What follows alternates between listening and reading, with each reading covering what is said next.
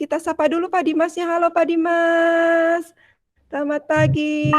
Mana? Sapa buat Pak Dimasnya. Halo Ya. Pak Dimas. Selamat pagi Ya. Pak Dimas. Pagi-pagi. Oke, ini sudah membantu ya. Terima kasih sudah membantu Oke, pembelajaran Bani. kita hari ini. Oke, anak-anak, sebelum kita mulai pembelajarannya, seperti biasa kita harus berdoa dulu ya, agar pembelajaran kita hari ini berjalan dengan lancar serta diberkahi ya, menjadi nilai pahala belajar kita hari ini ya. Oke, kemarin kita sudah tunjuk Ano, hari ini Bu Ani tunjuk Made ya. Made yang memimpin doa dulu. Silakan dibuka dulu Made. Oh, siap dong ya. Siap pimpin doanya. Ya, teman-teman, kita siap berdoa sebelum belajar. Teman-teman, sebelum kita melakukan pelajaran ini, sebaiknya kita berdoa menurut kepercayaan masing-masing. Berdoa dimulai. Bismillahirrahmanirrahim. Rabbi zidni ilma warzuqni fahma. Amin. Amin ya rabbal alamin. Terima kasih Made Sama-sama, sudah Bu. memimpin doanya ya. Ya, semoga doa yang kita panjatkan dikabulkan oleh Allah ya. Hari ini kita menambah pemahaman kita dalam belajar, ilmu kita akan bertambah lagi di hari ini. Oke, masih dalam rangka memperingati Hari Sumpah Pemuda ya. Tetap semangat. Semangat nggak? Ya, semangat ya kalian Mbak, sebagai pemuda ya. Semangat. Ya, kita tetap semangat belajarnya. Jadi sebelum kita mulai, kita dengarkan dulu lagu yang berkaitan dengan Sumpah Pemuda. Bagaimana pemuda itu berikrar pada tanggal 28 Oktober tahun 1928. Ya, mereka berikrar bahwa mereka akan bersatu dalam berjuang ya, bersatu satu tanah air, satu bangsa dan menjunjung tinggi bahasa Indonesia ya. Oke, yuk kita sama-sama kita bernyanyi sama-sama ya, dengan sambil mendengar lagu. Kalau nggak bisa kita lewat saja.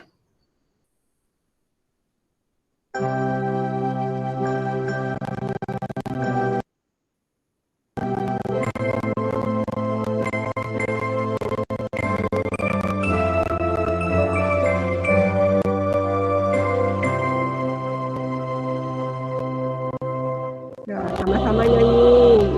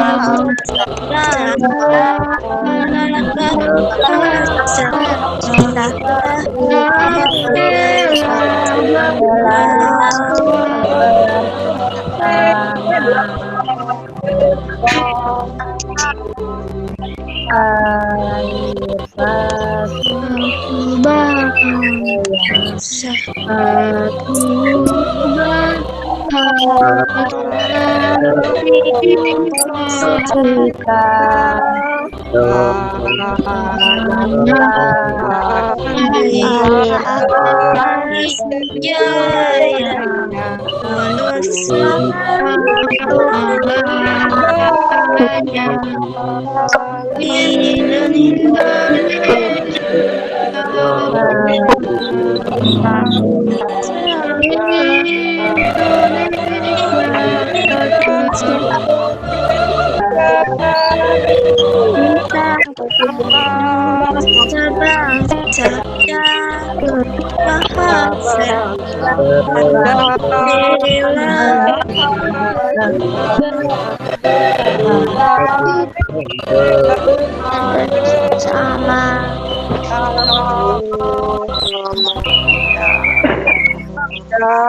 Oke, terima kasih ya.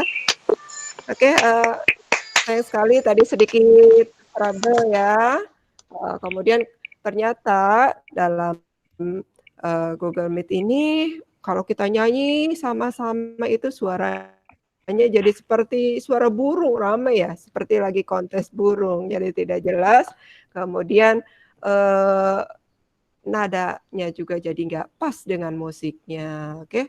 Oke, nanti lain kali kita ketika berjumpa lagi di sekolah, kita akan bernyanyi lagi bersama dengan suara musik langsung ya, biar kita enak ya, karena sesuai dengan pembelajaran kita yang sudah kita lalui mengenai interval nada, kalian juga harus mengerti ya lagu-lagunya. Oke, berkaitan dengan semangat Sumpah Pemuda ya. Kalian juga sebagai pelajar tetap semangat ya, apalagi di musim pandemi ini. Walaupun kita belajar dari rumah, BDR ya, belajar dari rumah, pembelajaran jarak jauh, tetapi kita tetap semangat, apalagi dengan adanya fasilitas Google Meet ini, kita dapat bertatap muka langsung ya. Kita menambah lebih semangat lagi, kita bisa berjumpa dengan bu guru, dengan teman-teman, walaupun melalui media online ya. Oke, dengan semangat ini kita tetap menjaga kesehatan ya, menjaga supaya badan kita tetap sehat dan pandemi juga tetap pandemi ini tetap berakhir ya. Oke, masih ingat dengan tepuk apa? Tepuk tolak COVID-nya ya. Gimana tepuk tolak COVID-nya? Oke, kita tolak COVID dulu supaya badan kita tetap sehat. Ya, tepuk tolak COVID, pakai masker, cuci tangan, ya, COVID kabur dan sehat. Yes, yes, yes. Nah, itu kita tetap jaga kesehatan supaya kita tetap ke sekolah dengan baik. Oke, sebagai pelajar berarti kita harus tetap menjaga semangat kita, tetap menjaga Indonesia kita agar tetap makmur. Apa sih kaitannya dengan pembelajaran kita hari ini ya?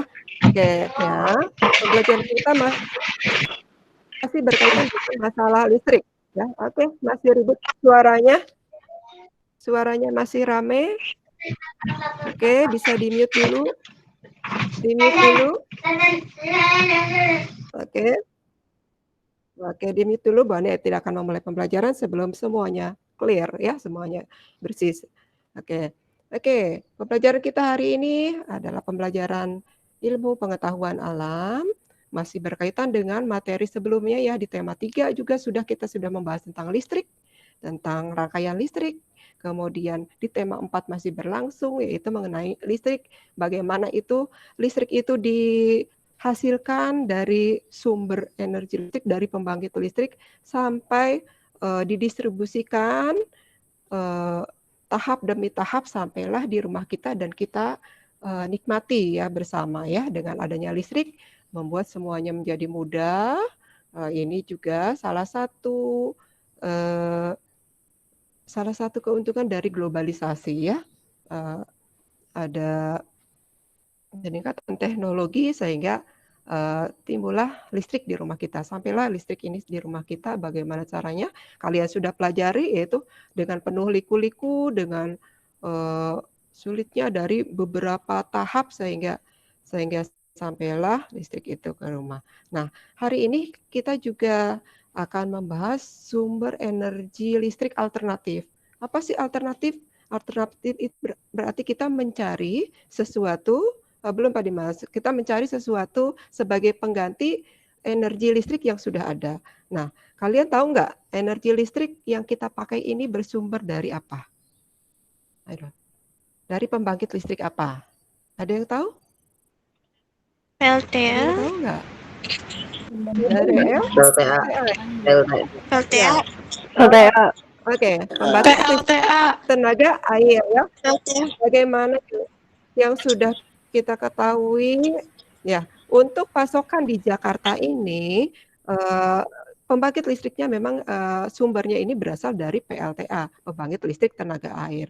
Nah, sekarang yang akan kita pelajari adalah pembangkit listrik alternatif. Jadi pembangkit listrik atau sumber energi yang ada di alam kita ini yang bisa kita manfaatkan untuk menghasilkan energi listrik supaya kita tidak tergantung pada air saja. Ada apa saja sih? Oke, itulah tujuan pembelajaran kita hari ini ya.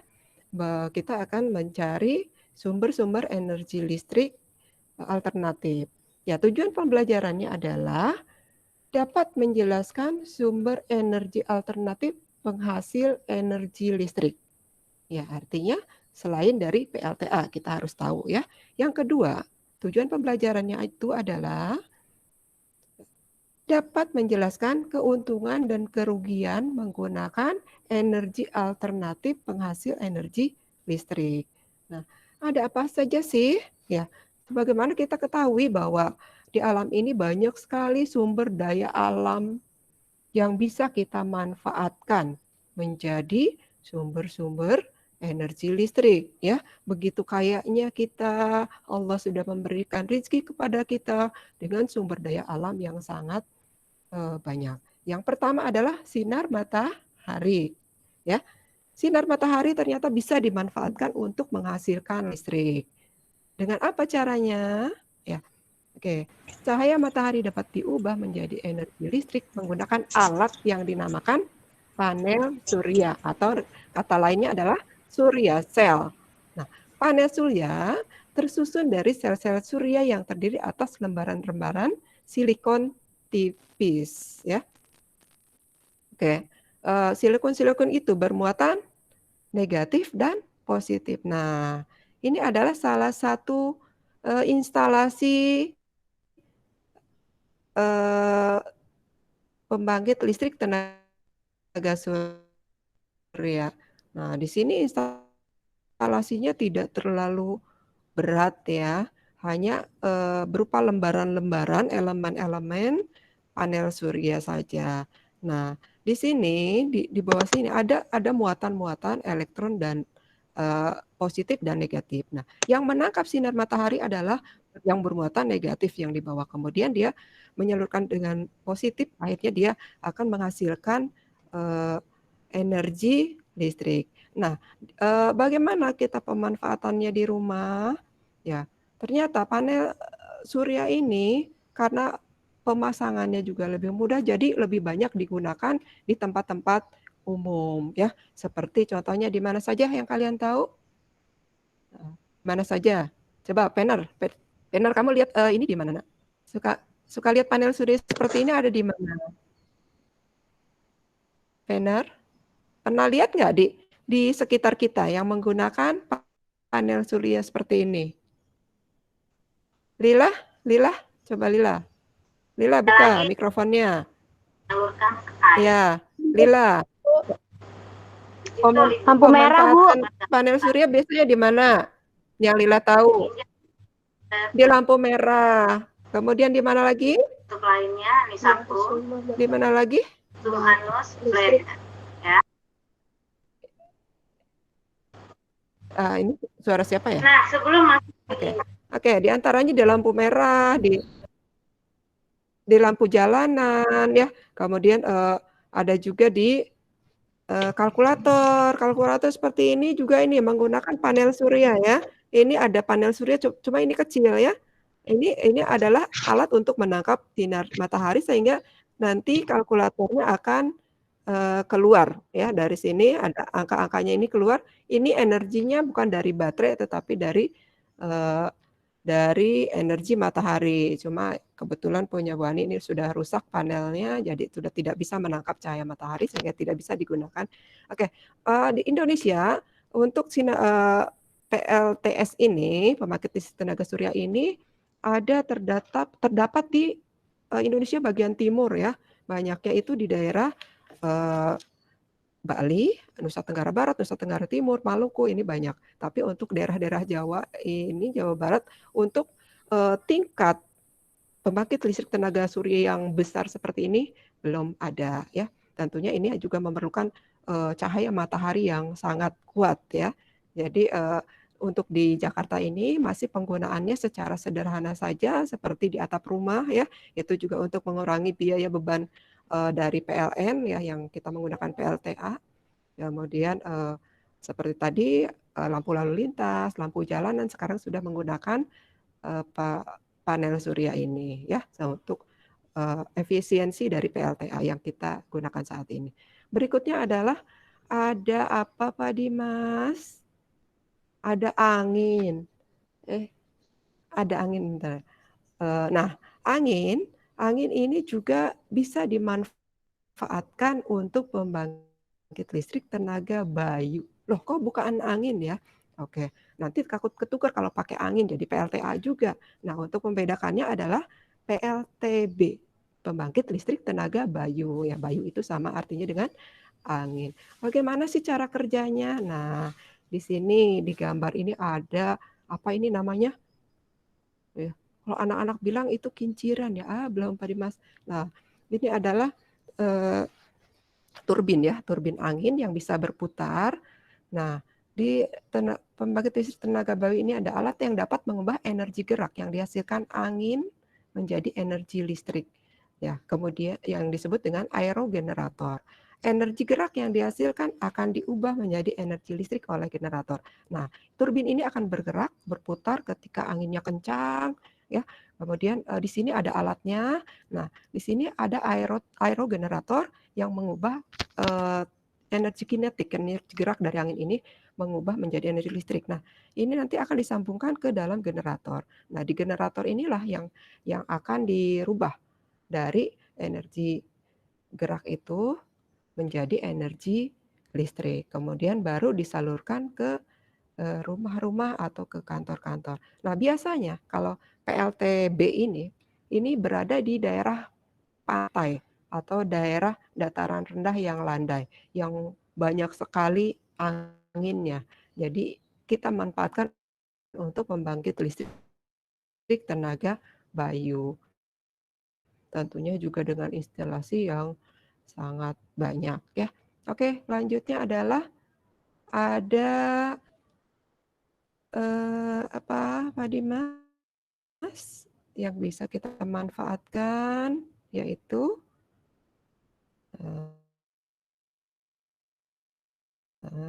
ada air. Nah, air ini banyak sekali berlimpah di mana-mana ya. Oke, inilah pembangkit listrik tenaga air yang biasa kita gunakan, yang saat ini kita nikmati di rumah-rumah adalah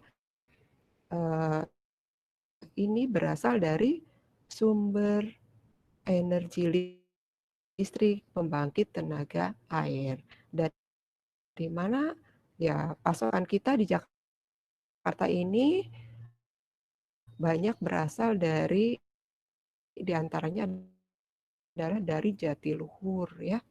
Nah, dari Jatiluhur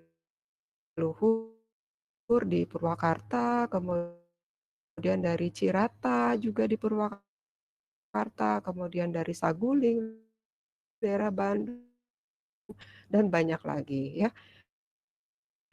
Pembangkit listrik tenaga air ini memang sudah banyak dibangun di Indonesia. Ini kebanyakan sih tersebarnya di daerah Indonesia Barat ya, dari Pulau Jawa, Sumatera ini banyak sekali.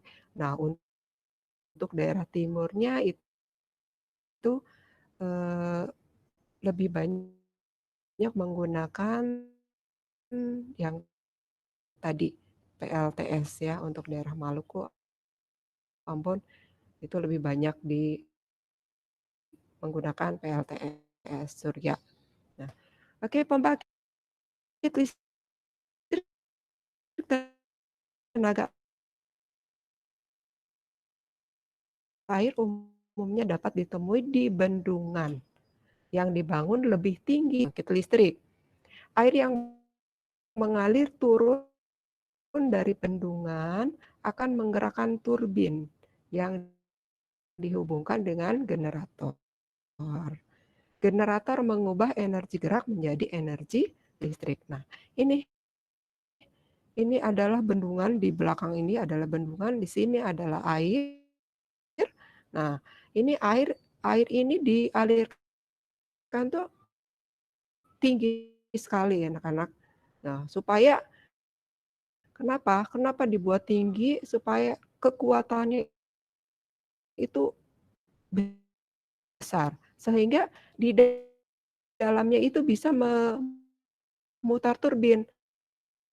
Nah, ini kalau di Jatiluhur itu sekitar 100 meter tingginya kalau nggak salah ya, karena kebetulan Bu Ani juga pernah ke sana, masuk ya ke dalam, ke lorong, ke daerah-daerah ini, ke instalasinya itu sangat sangat tinggi sekali supaya kekuatannya besar sehingga memutar turbin. Nah, dari turbin ini akan dialihkan ke generator. Nah, ini di bagian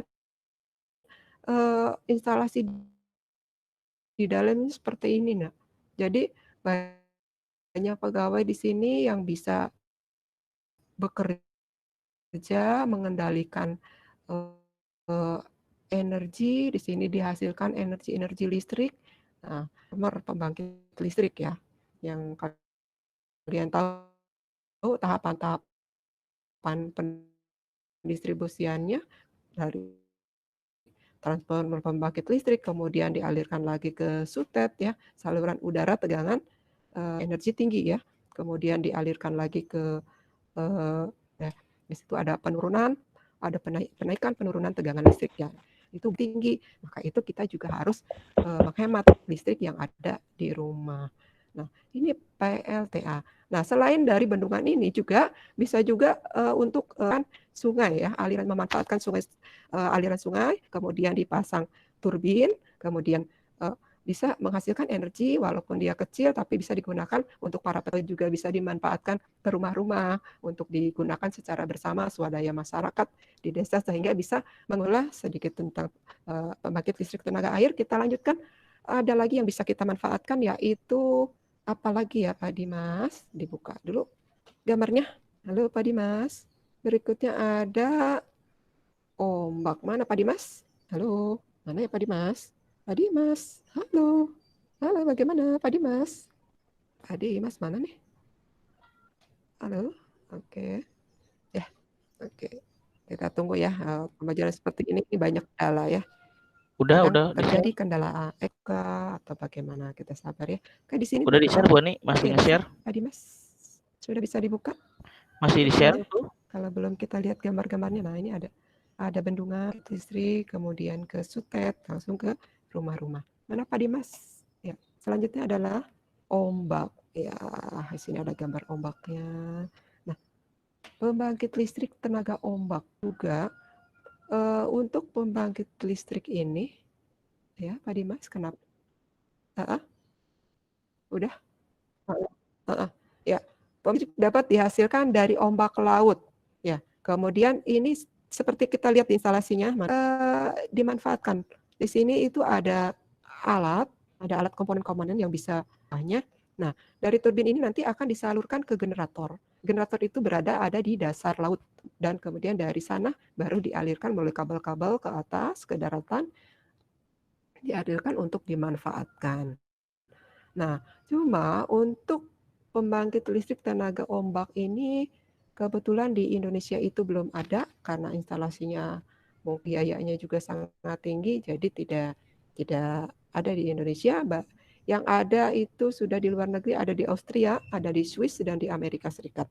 Nah, Ya, untuk selanjutnya nanti tugas kalian yang akan membangun ini ya, karena kita juga punya lautan yang sangat luas, 3/4 bagian negara kita terdiri dari lautan, kita manfaatkan ombaknya untuk PLTO ya.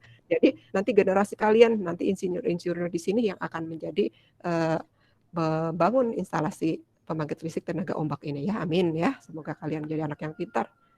Oke, selanjutnya adalah pembangkit listrik tenaga apa Pak Dimas? Selanjutnya ada tenaga panas bumi ya. Oke. Nah, ini wah, aku lihat nih. Di sini ada cerobong asapnya keluar mengepul. Nah, panas bumi merupakan sumber energi panas. Uap panas yang dihasilkan panas bumi akan memutar turbin dan menggerakkan generator yang menghasilkan energi listrik ya. Oke, jadi untuk pembangkit listrik tenaga panas bumi ini di Indonesia sudah ada, sudah banyak didirikan. Nah, itu biasanya berada di daerah dataran tinggi ya. Ini adanya di bukit-bukit dan di dataran tinggi karena di sanalah banyak dihasilkan geotermal ya, panas buminya. Nah, kemudian panas bumi yang ada di dalam bumi itu dimanfaatkan sehingga keluarlah uapnya. Yang kita manfaatkan adalah uap pemanasan dari panas di dalam bumi, kemudian dikumpulkan dalam satu cerobong, satu instalasi, satu alat, masukkan ke dalam cerobong. Nah, ini uapnya itu karena saking panasnya di dalam, itu menghasilkan uap yang sangat kencang untuk mendorong ke atasnya. Nah, seperti ini akhirnya ini adalah uap-uap yang keluar yang sudah menggerakkan turbin di dalam sini. Nah, turbin-turbin di sini itu bergerak, kemudian seperti biasa, seperti yang lainnya juga disambung ke generator. Nah, alat generator inilah yang bisa mengubah energi gerak menjadi energi listrik dan menghasilkan listrik yang bisa dimanfaatkan. Di Indonesia di mana saja untuk tenaga uap ini sudah ada di dataran tinggi, Dieng ya, kemudian ternyata untuk uap ini juga ada di Jakarta ya, di daerah Muara Karang ya. Daerah Muara Karang itu ada juga pembangkit listrik tenaga uap ya. Oke, cuma uapnya mungkin kalau bumi ya. Oke, selanjutnya ada apa lagi yang bisa kita manfaatkan? Oh, ada biomasa. Apa sih biomasa? Ya, PLTBM. Ya, biomasa itu adalah ya, energi biomasa merupakan energi yang dihasilkan dari bahan organik. Contoh sumber energi ya adalah biomasa yaitu kotoran hewan dan limbah-limbah. Ya, ini biasanya di daerah perkebunan yaitu banyak limbah, mungkin limbah-limbah dari kalau ini sih kelihatannya seperti kelapa sawit, banyak pohon-pohon kelapa sawit yang sudah tidak dipakai dikumpulkan, kemudian juga ada daerah-daerah pertanian banyak kotoran, daerah peternakan yang banyak kotoran itu dikumpulkan. Nah, nanti biomasa ini dibakar. Nah, menghasilkan satu energi, satu bahan kimia yang disebut dengan metana. Nah, metana ini dipakai untuk pembakaran. Ya. Uap hasil pembakaran menggerakkan turbin. Ya. Jadi gas metana itu digunakan lagi untuk pembakaran berikutnya. Nah, dari pembakaran itu juga akan keluar asap atau uap ya. Asap itu kemudian juga akan menggerakkan turbin di atasnya. Sama prinsipnya seperti yang sebelumnya juga menggerakkan turbin, dari turbin masuk ke generator, generator itu yang mengubah energi menjadi energi listrik. Nah, seperti ini terlihat ini instalasinya yang sangat besar, kemudian ini juga akan keluar asap yang mungkin juga ini bisa sedikit menimbulkan kotor ya, bisa mengganggu udara kita juga ya. Jadi di sini nanti akan kita lihat kekurangan dan kelebihan dari sumber-sumber energi ini. Nah, itu menimbulkan polusi di sini, sedikit polusi untuk lingkungan. Kemudian pembangunan instalasinya juga perlu banyak modal. Kemudian ada nuklir. Aduh, serem banget nih. Ya, pasti kalau nuklir itu dalam pikiran kalian apa sih? Yang kita tahu nuklir itu suka digunakan untuk berperang atau apa. Nah, ternyata nuklir ini juga bisa dimanfaatkan untuk pembangkit listrik tenaga ya nuklir ya. Pembangkit listrik tenaga nuklir menggunakan reaktor nuklir untuk membangkitkan panas melalui reaksi fusi nuklir antara isotop uranium dan plutonium ya. Nah, di mana saja sih ini kayaknya gimana sih kalau dekat warga tempatnya? Tentunya ini juga para ahli sudah mempertimbangkan ya. Ini untuk nuklir ini harus benar-benar dijaga agar tidak ada kebocoran, agar juga tidak menimbulkan bahaya bagi lingkungan sekitarnya. Ya, ternyata di Indonesia ada nggak sih, Bu? Oh, ternyata pembangkit tenaga nuklir juga sedang dalam tahap perencanaan. Ya, di sini ada dalam tahap rancangan dan perencanaan. Serem nggak ya? Nanti kalau sudah ada, ya insya Allah kita serahkan sama ahlinya. Semoga nanti nuklir ini juga bisa dimanfaatkan untuk pembangkit listrik yang aman kita gunakan sebagai alternatif dari pembangkit listrik tenaga air. Nah, di mana saja sih? Ternyata di dekat kita juga ada ya lokasi. Ada 3 lokasi, diantaranya ini ada di Serpong. Tahu Serpong? Ya, di Tangerang Selatan di dekat Pak Dimas juga ya, Pak Dimas ya. Ya, Serpong itu dekat rumah Pak Dimas, dekat rumah Bu Ani ya karena masih lingkungan Tangerang Selatan. Nah, di sini juga ada lokasi dalam tahap rancangan untuk penelitian nuklir ini. Entah kapan bisa digunakan menjadi pembangkit listrik. Nah, kemudian ada di Bandung, di Sleman, itu adalah 3 lokasi yang sedang dalam tahap perancangan dan tahap penelitian. Mudah-mudahan bisa terrealisasi tetapi dengan cara yang aman bagi kita semua. Amin. Ya. Kemudian ada lagi Pak Dimas, apalagi yang bisa kita manfaatkan sumber daya alamnya? Oh iya, uap. Nah, apa sih bedanya dengan uap yang tadi? Ya, ternyata dari pembangkitnya ya. Kalau ini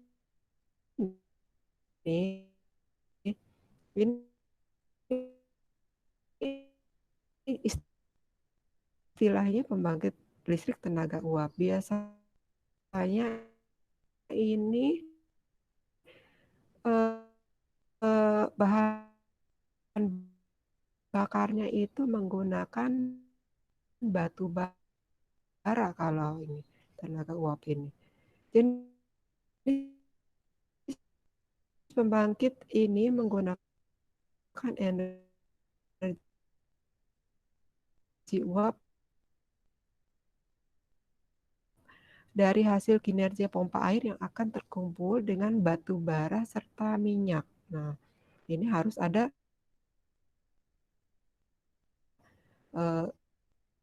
sumber pembakarannya yang bara dan menimbulkan polusi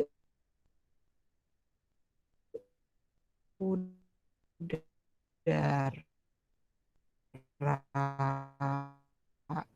Ya. Oke. Nah, lihat ini di daerah mana ya? Ini instalasinya seperti ini. Di sini ada aliran-aliran apa? Ini ada pompa, ada minyak, ada batu baranya, tempat pembakarannya. Nah, untuk tenaga uap ini, maaf tadi Bu Ade salah ya. Ternyata yang tadi Bu Ade jelaskan itu yang Muara Karang itu yang uap yang yang uh, yang berasal dari batu bara ya, itu yang ada di Muara Karang. Kemudian dan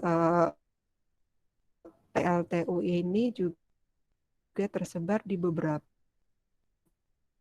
beberapa pulau. Ini kalau ini dari mulai timur sampai barat ini rata-rata sudah mendirikan pembangkit listrik tenaga uap ini.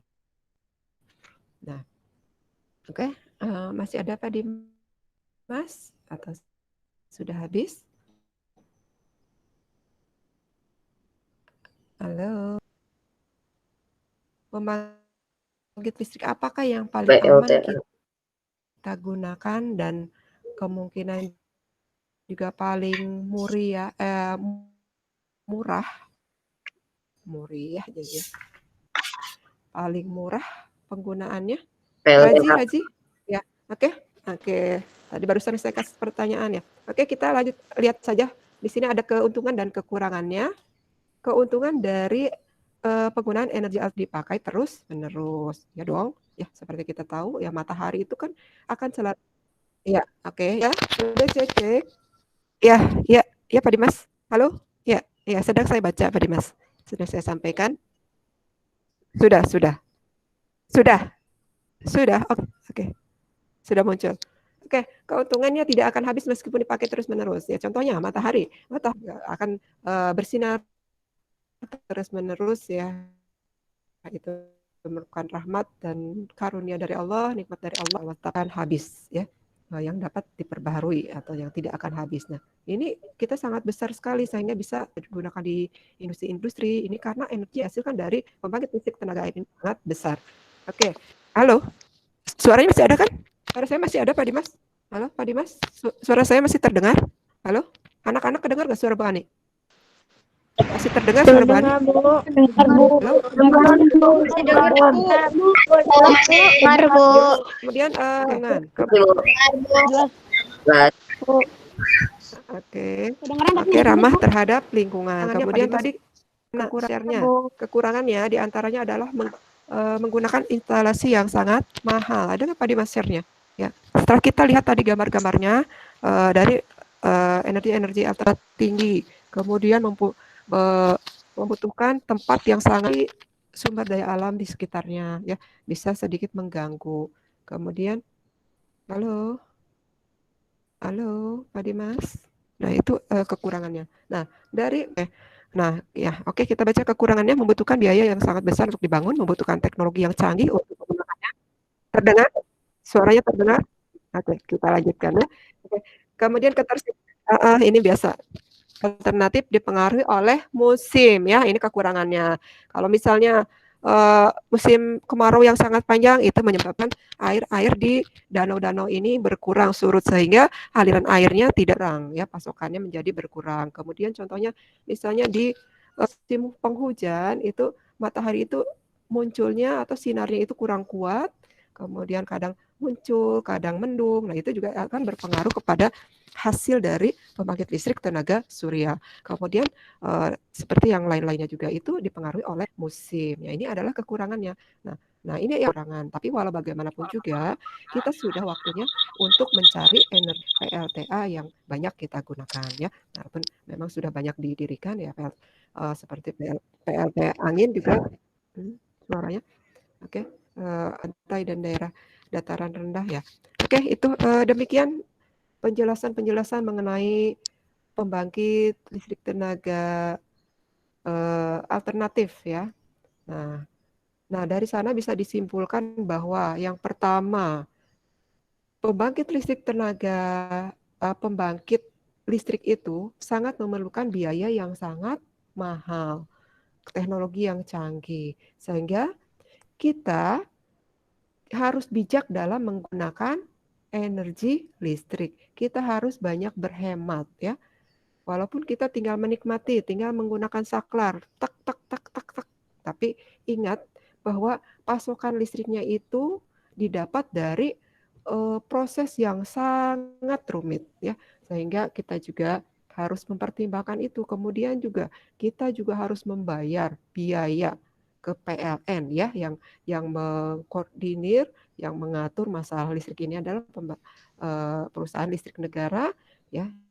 Kemudian kita harus menghemat listrik, diantaranya juga kita harus menggunakan listrik sebijak mungkin mematikan lampu jika tidak dipakai, mematikan televisi jika tidak ditonton, mematikan alat-alat listrik seperti kipas angin jika tidak dipakai lagi. Kemudian juga kita juga harus menghemat air. Kenapa harus menghemat air? Apa hubungannya dengan listrik? Ya, karena kebanyakan listrik air yang kita dapat dari hasil mesin air yang menggunakan energi listrik. Kalau kita berhemat, kita juga akan jarang menyalakan mesin airnya, sehingga listrik juga akan berkurang bebannya. Ya, kemudian menggunakan alat-alat hemat energi, menggunakan lampu-lampu LED yang lebih hemat energi. Kemudian salah satunya adalah ya tadi untuk skup yang lebih besar adalah mencari energi alternatif. Oke, ada tugas untuk kalian nih. Ya, kita sudah mempunyai kelompok-kelompok belajar ya. Kelompok belajar kalian namanya adalah nama-nama dari bangun datar, ada kelompok persegi panjang, ada segitiga, jajar ginjang, trapesium, layang-layang, belah ketupat, dan lingkaran. Ada 8 kelompok. Tugasnya adalah kalian bisa menjelaskan lebih detail lagi mengenai cara kerja pembangkit listrik. Ya, Bu Ani sudah membagi-bagikan tugasnya untuk kelompok persegi itu menjelaskan tentang pembangkit listrik tenaga apa tadi? PLTS. Tenaga surya persegi. Persegi panjang menjelaskan pembangkit listrik tenaga angin. Kemudian segitiga menjelaskan pembangkit listrik tenaga air. Nah, dan seterusnya jajar genjang pembangkit listrik tenaga ombak. Untuk kelompok trapesium pembangkit listrik tenaga panas bumi. Untuk layang-layang pembangkit listrik tenaga biomasa. Untuk belah ketupat pembangkit listrik tenaga nuklir, dan untuk lingkaran pembangkit listrik tenaga uap. Nah, nanti kalian ini tugasnya adalah seperti membuat clipping yang akan nanti dipresentasikan, kemudian buat gambar-gambar instalasinya juga sertakan di sana. Nah, kemudian tugas yang kedua adalah diskusi masalah. Ya, Bu Ani punya satu yang digadang-gadang tentang mobil listrik, tahu? Nah, ini ada tugas buat kalian untuk diskusi kelompoknya ya. Diskusinya nanti jangan ke rumah-rumah ya, tetapi kita harus tetap menjaga jarak, yaitu kita tetap diskusinya secara online saja, bisa dengan video call bersama. Jadi saling menyampaikan pendapat, siapa yang menjadi penulisnya di sana, pengumpul datanya, nanti dikumpulkan. Oh, ini saya menemukan ini loh. Kalau menurut saya seperti ini. Nanti disatukan dalam satu bentuk tulisan, dan itu yang akan kita presentasikan, presentasi kelompok ya. Oke, tugasnya adalah masalahnya seperti ini. Cadangan bahan bakar yang tidak terbarukan seperti minyak bumi semakin menipis.